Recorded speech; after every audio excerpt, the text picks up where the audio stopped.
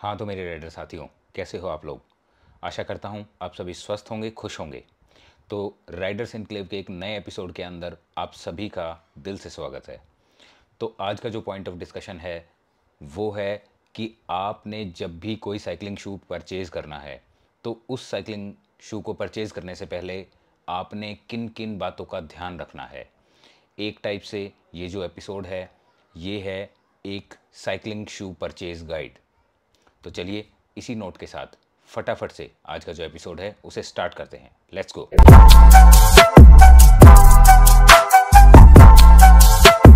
Riders, जब भी आपने कोई साइकिलिंग शू परचेज करना है तो सबसे पहले आपने कुछ पॉइंट्स हैं जिनका आपने ध्यान रखना है। तो सबसे पहला जो इम्पोर्टेंट पॉइंट है वो आप जो कंसीडर करेंगे वो है आपका राइडिंग स्टाइल। सबसे पहले जब आप बाइसिकल राइड करेंगे तो किस टाइप से आप अपनी बाइसिकल को राइड करेंगे। फॉर एग्ज़ाम्पल, क्या आप अपनी बाइसिकल को एक टारमैक के ऊपर या सिंपल रोड के ऊपर राइड करेंगे, या फिर आप उसे एज ए माउंटेन बाइक इस्तेमाल करेंगे, एज ए ग्रेवल बाइक इस्तेमाल करेंगे, या उससे आप स्प्रिंटिंग करेंगे, या फिर उससे आप कोई साइक्लो क्रॉस रेस करेंगे। तो जो आपका टाइप ऑफ राइडिंग स्टाइल है उसी राइडिंग स्टाइल के बेस के ऊपर आप जो है अपना साइकिलिंग शू को चूज़ करेंगे। और जो टाइप ऑफ साइकिलिंग शू है, जैसा कि मैं आपको पिछले एपिसोड के अंदर भी बता चुका हूँ, जिसने ये चीज़ जाननी है तो पिछला एपिसोड जो है वो जाके देख सकता है। लिंक मैंने डिस्क्रिप्शन के अंदर भी डाल दिया है। इसके बाद जब हम ये सिलेक्ट कर लेंगे कि हमारा टाइप ऑफ राइडिंग, जो हमारा राइडिंग स्टाइल है वो क्या है, उसके बाद नेक्स्ट स्टेप हमने जो लेना है वो है परफॉर्मेंस का। अब क्योंकि अब एक छोटा सा एग्जांपल मैं मेरा ही लेता हूँ कि अगर मैं राइड करता हूँ नॉर्मल रोड के ऊपर तो मैं रोड बाइक का इस्तेमाल करूँगा, और जब मैं रोड बाइक का इस्तेमाल करूँगा तो नॉर्मल टारमैक के लिए मैं एक नॉर्मल रोड बाइक शू का इस्तेमाल करूँगा जो कि ऑफ रोड नहीं होगा। मैं आपको क्लियरली कह रहा हूँ, जो रोड बाइक शूज़ हैं वो जो हैं साइकिलिंग शूज़ मैंने आपको जो बताए थे जिसके अंदर रोड बाइक शूज़ थे, ऑफ रोड थे, और इसके अलावा जो ट्राइथलॉन शूज़ थे, इसके अलावा जो है वो थे फ्लैट सोल शूज़। तो ये जो साइकिलिंग शूज़ हैं इन शूज़ में से आपने पर्टिकुलर अपने टाइप का सिलेक्ट कर लिया। उसी तरीके से मैंने जो है मेरे लिए जो सिलेक्ट किया वो था रोड बाइक शू, जो कि क्लासिकल रोड के ऊपर हमने इस्तेमाल करना है। तो अब आपने उसके बाद क्या करना है, जब आप सिलेक्ट कर लेंगे कि ये पर्टिकुलर टाइप का शू मैंने यूज़ करना है, तो नेक्स्ट जो चीज़ है वो आप देखेंगे परफॉर्मेंस। अब जो परफॉर्मेंस है, परफॉर्मेंस साइकिलिंग शू के कई जो फैक्टर्स हैं उनके ऊपर डिपेंड करती है। फॉर एग्ज़ाम्पल, सबसे पहली बात जो हम कंसीडर करेंगे, परफॉर्मेंस डिपेंड करती है स्टिफनेस के ऊपर। जो साइकिलिंग शू है उसका जो स्टिफनेस है उसका डिफरेंट लेवल का ग्रेड है, जिसको हम स्टिफनेस इंडेक्स की फॉर्म में देखते हैं, जो कि 5 भी हो सकता है, 6 भी हो सकता है, 7 भी हो सकता है, 10 भी हो सकता है, 8 भी हो सकता है और 12 भी हो सकता है। यानी कि जो स्टिफनेस इंडेक्स है उसके अलग अलग ग्रेड्स हैं। अब ये जो ग्रेड्स हैं, जितना ज़्यादा स्टिफनेस इंडेक्स बढ़ता जाएगा उतना ही आपका जो शू की फ्लेक्सिबिलिटी है वो कम हो जाएगी। जितनी शू की फ्लेक्सिबिलिटी कम होगी उतना ही मैक्सिमम पावर ट्रांसफ़र जो है वो आपकी बॉडी से या आपकी लेग्स से वो साइकिल के अंदर ट्रांसफॉर्म कर पाएगा, और उतना ही ज़्यादा जो है आपकी जो साइकिलिंग है वो इफ़ेक्टिव हो जाएगी। तो इसलिए ये सीधी सी बात है कि जितना साइकिलिंग शू के अंदर जो स्टिफनेस इंडेक्स इंक्रीज़ होता जाएगा उतना ही आपका जो शू का प्राइस है वो भी इंक्रीज़ होता जाएगा। तो हमने स्टिफनेस इंडेक्स है उसे कंसीडर करना है। अगर आप स्प्रिंटिंग करना चाहते हैं या साइकिलिंग रेस के अंदर पार्टिसिपेट करना चाहते हैं तो आपको हाई स्टिफनेस इंडेक्स का जो शू है वो कंसीडर करना है। अब जो नेक्स्ट पॉइंट है जो आपको कंसीडर करना है वो है उसकी विड्थ और लेंथ। अब देखिए, नॉर्मल शूज़ जब भी हम परचेज़ करते हैं तो उसकी हम लेंथ को कंसीडर करते हैं। जैसे मेरे शू की जो लेंथ है वो 10 नंबर है, तो मैं 10 नंबर का स्पोर्ट शूज़ इस्तेमाल करता हूँ।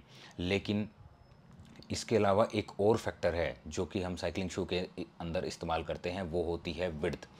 विड्थ जो होती है, यहाँ पर हम टो बॉक्स की जो विड्थ है उसकी बात कर रहे हैं। अब ये टो बॉक्स क्या चीज़ है? टो बॉक्स जो है आपका मेटाटार्सल जो है, आपके फुट के अंदर जो आपका मेटाटार्सल बोन है, मीडियल साइड से लेकर और लेटरल साइड तक, उसकी जो विड्थ है उसी को हम टो बॉक्स विड्थ बोलते हैं। और इसी को हम कंसीडर करते हैं जब भी हम परचेज़ करते हैं किसी भी साइकिलिंग शू को। तो ये जो टो बॉक्स है, इसकी जो विड्थ है उसको हमने कंसिडर करना है।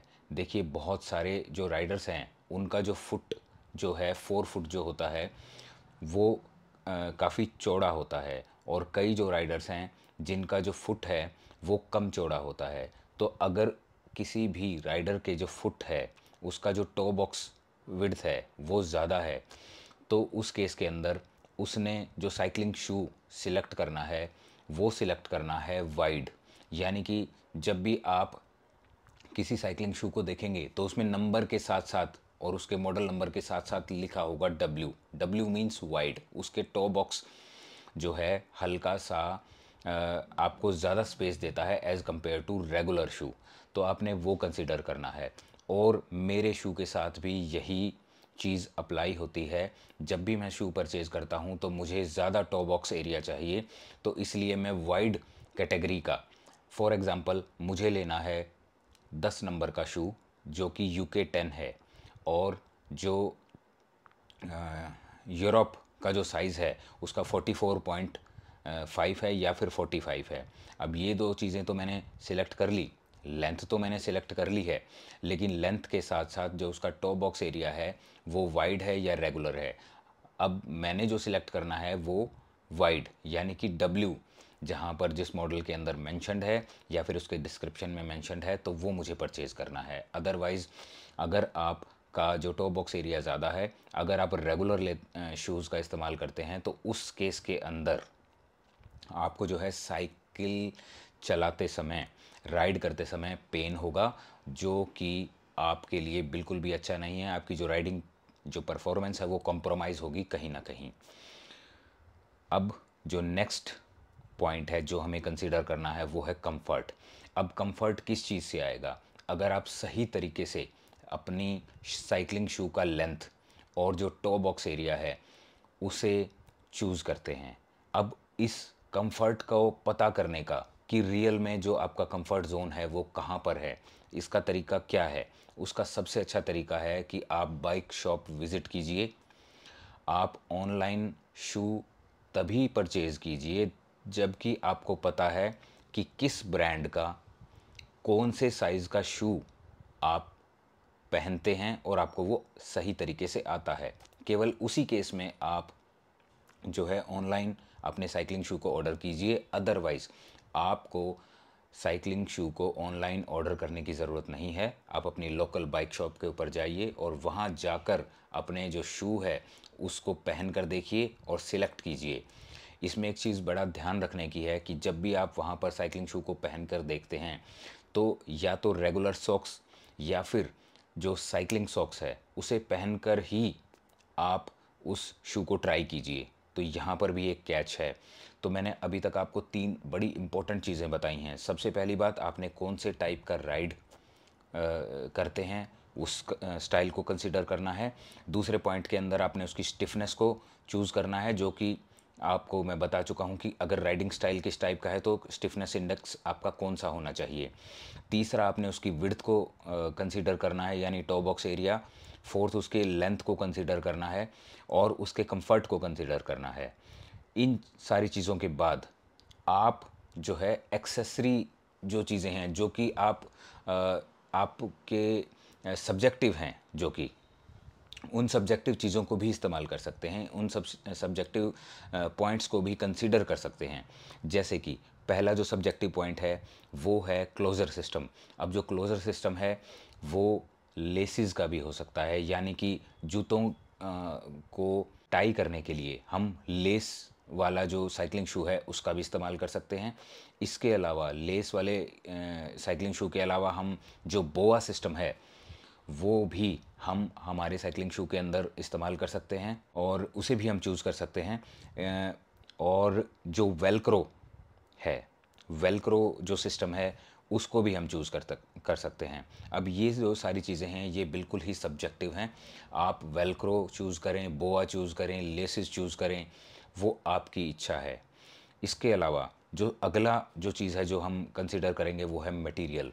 अब मटेरियल जो है वो कहीं ना कहीं जो है आपके जो राइडिंग स्टाइल है उसके ऊपर डिपेंड करता है। अगर आप स्प्रिंटिंग करते हैं तो उस केस के अंदर आपने वेट को भी कंसिडर करना है। अगर आप कार्बन से बना हुआ साइकिलिंग शू इस्तेमाल करेंगे तो उसका वेट कम होगा, स्टिफनेस इंडेक्स भी उसका ज़्यादा होगा, तो आपने वो कंसिडर करना है। तो अ, अगर आप परफॉर्मेंस राइड करना चाहते हैं तो कार्बन का इस्तेमाल कीजिए। अगर आप लीजर राइड करना चाहते हैं तो हाई क्वालिटी प्लास्टिक मटेरियल रेक्जीन का आप इस्तेमाल कर सकते हैं। तो इसके लिए मैं आपको एक छोटा सा एग्जांपल देता हूँ। जैसे जो शू लगभग 10,000 तक की रेंज के आएंगे तो उसके अंदर जो सोल मटेरियल होगा वो फाइबर ग्लास का हो सकता है, कंपोजिट हाई क्वालिटी जो है प्लास्टिक का आता है, अपर जो मैश है उसका वो हाई क्वालिटी रेक्जीन का मिलेगा। लेकिन जैसे ही आप लगभग 15,000 रुपये तक के बजट के ऊपर जाएंगे तो 15,000 के अराउंड आपका जो सोल है वो आपको लगभग 7 से 10 स्टिफनेस इंडेक्स का आपको मिलना शुरू हो जाएगा। इसके साथ साथ आपको सिंगल बोआ सिस्टम भी मिलना स्टार्ट हो जाएगा। अपर जो मैश है वो रेक्जीन हाई क्वालिटी रेक्जीन का ही मिलेगा। इसके बाद जो तीसरा ब्रैकेट है, अगर आप 20,000 को क्रॉस करते हैं तो उसके बाद आपको डबल बोआ सिस्टम, सिंगल बोआ सिस्टम और कार्बन जो सोल है जिसका स्टिफनेस इंडेक्स 12 के करीब है वो मिलना शुरू हो जाएगा। और जो अपर जो मैश है वो हाई क्वालिटी लेदर या कार्बन कंपोजिट लेदर वो मिलना शुरू होगा। तो आप अपनी राइडिंग स्टाइल के हिसाब से, अपने बजट के हिसाब से उस चीज़ को चूज़ कर सकते हैं कि आपको कौन सा साइकिलिंग शूज़ चाहिए। अब जो नेक्स्ट है वो है कलर और स्टाइल। ये बिल्कुल ही सब्जेक्टिव है क्योंकि मैं लास्ट जो 3 पॉइंट आपको बता रहा हूँ क्लोजर सिस्टम से लेकर और अभी तक वो सारे सब्जेक्टिव हैं। तो अब आता है कलर और स्टाइल। अब जो कलर है और जो स्टाइल है वो आपका अपनी चॉइस है, अपने हिसाब से आप इस्तेमाल कर सकते हैं। जैसे कि मेरा जो फेवरेट है, मैं ज़्यादातर कोशिश करता हूँ कि ऑफ वाइट कलर को मैं चूज़ करूँ। अब जो मेरे पास साइकिलिंग शू है वो है ब्लैक कलर का फिजिक सिंगल बोआ सिस्टम के साथ, जिसका जो सोल है वो कार्बन से बना हुआ है। तो कलर बिल्कुल सब्जेक्टिव है, आप कोई भी कलर है अपनी मर्ज़ी से चूज़ कर सकते हैं। इसके अलावा अब जो लास्ट पॉइंट है वो जो आपको कंसिडर करना है वो है प्राइस पॉइंट। एक्चुअली जो प्राइस पॉइंट है वो जो है आपके बजट के ऊपर तो डिपेंड करता ही है, लेकिन आपकी राइडिंग स्टाइल के ऊपर भी डिपेंड करता है। परफॉर्मेंस राइड हाई स्टिफनेस ज़्यादा प्राइस, नॉन परफॉर्मेंस राइड लो स्टिफनेस कम प्राइस। हो सकता है कि आप परफॉर्मेंस राइड कर रहे हों लेकिन आपको चाहिए एक कम बजट वाला शू, तो उसके लिए मेरी एक सजेशन है, आपने चूज़ करना है वो साइकिलिंग शू जिसका जो सोल है वो कार्बन है और जो अपर है वो हाई क्वालिटी रेक्जीन का है।